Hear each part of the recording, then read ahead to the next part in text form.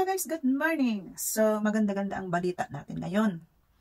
Effective nga ang ating ginawa kahapon na paglinis dito sa ating Facebook page account.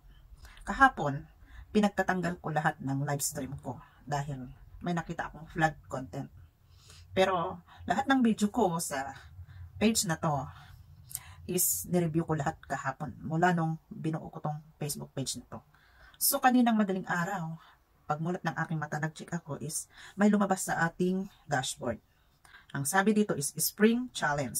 Create posts throughout the challenge period to participate. You can unlock a creator trophy and rank onto the Spring leaderboard. So, maganda-ganda ang balita nito, di ba?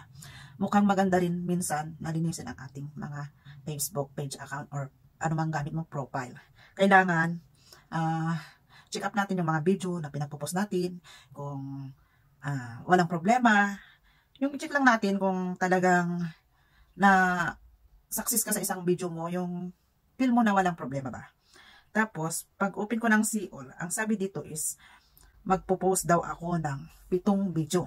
Pag na-full out ko yun, na 7 video daw, is mai-invite ako sa Spring Challenge ni Facebook. So, di ba, napakaganda ng ginawa natin kahapon.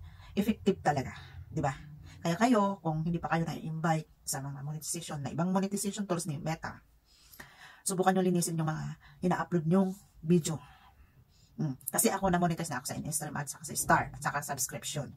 Pero sa Reels, wala pa po. Kaya siguro meaning to say, malapit na pag nagawa ko yung inuutos niya. Dahil ginagawa ko naman. Totally, sana na na ako nung last year. Kaso, tinamad ako eh.